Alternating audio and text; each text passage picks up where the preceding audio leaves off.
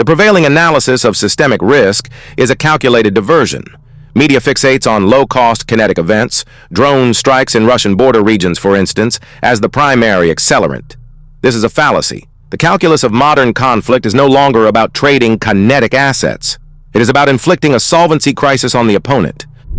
The missile is a distraction. The true asymmetric vector is silence. The entire global economic and military apparatus operates on a nervous system of undersea fiber optic cables. Analysts at CSIS confirm these are indefensible liabilities. The cost to sever a critical node is negligible. The cost to the system it blinds is total. The second vector is orbital. RUSI reports detail the low-cost reality of temporary satellite blinding using ground-based lasers. This isn't science fiction. It is an existing capability. Denying a superpower its ISR, its eyes and ears, triggers a specific, terrifying protocol. This is the blind Leviathan scenario.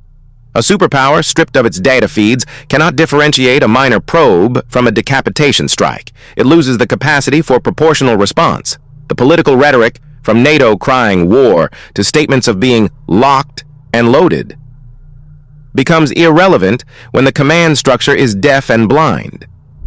In a state of sensory deprivation, the system's only solvent response is a pre-programmed launch-on-warning posture. The mathematical certainty is that a low-cost attack designed to inflict silence forces a disproportionate, potentially system-ending kinetic reaction. It is not a choice. It is a feature of the protocol. The calculus of modern warfare is not driven by ideology, but by solvency. A state, like a corporation, has a balance sheet. When domestic liabilities exceed geopolitical assets, the state is functionally bankrupt. The war in Ukraine was not a war of choice. It was a kinetic form of debt restructuring triggered by an internal solvency crisis. CSIS analysis of the Russian Federation's domestic framework revealed the core liability, the political and economic unsustainability of a long high-casualty conflict. A conventional ground war was a fiscal black hole the state's balance sheet could not absorb. This forced a strategic pivot. The perceived cost of inaction, allowing domestic discontent to fester, became greater than the projected cost of a short, decisive kinetic event. When the decisive event failed and became a war of attrition, the solvency crisis accelerated. This is the mathematical certainty that forces a pivot to asymmetry. High-cost conventional assets are abandoned. The state then becomes pathologically vulnerable to the same vector of attack. The drone strikes reported in Russian border regions are not tactical events. They are economic attacks.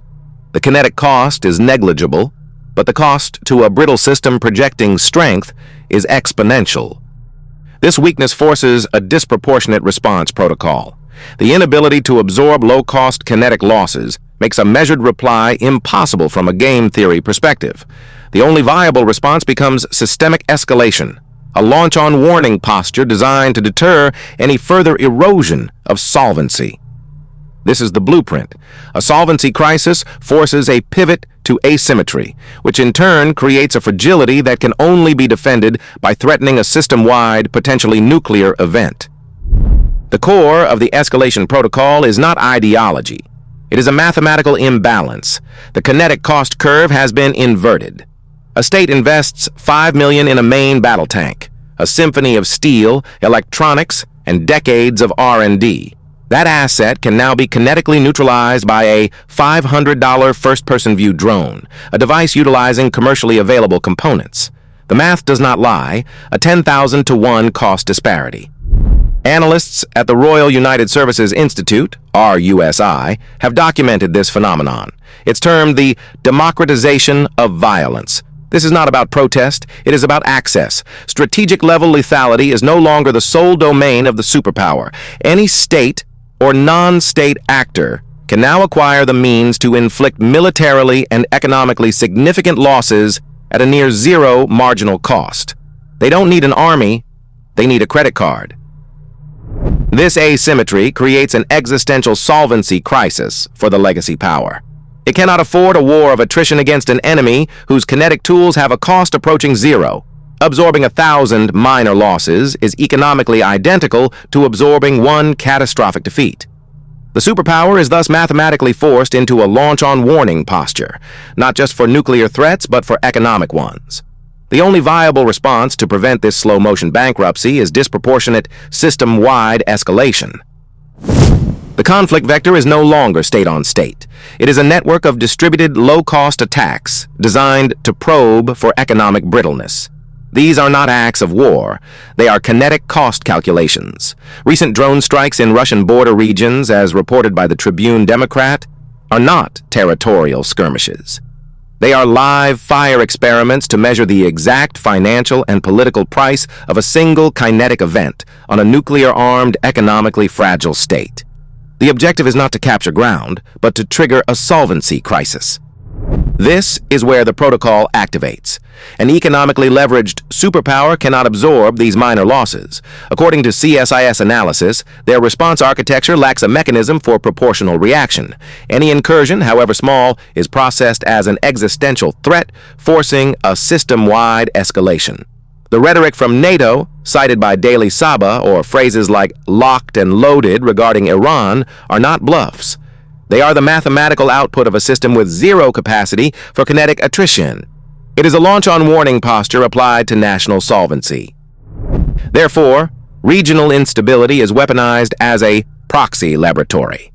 Events like the Venezuela crisis are not isolated geopolitical dramas. They are staging grounds. The resulting volatility in gold and silver markets, as documented by the India News Network, is the readout of the experiment. These gray zones are used by state and non-state actors to calibrate the exact pressure required to force a superpower into a disproportionate, system-wide response. According to RUSI, this is the blueprint. Use the periphery to bankrupt the core. The nuclear command structure is not a dialogue. It's a protocol, a brittle, time-sensitive algorithm. Central to this is the doctrine of launch-on-warning. This is not a choice. It is a mathematical trap set for a commander during a solvency crisis of information.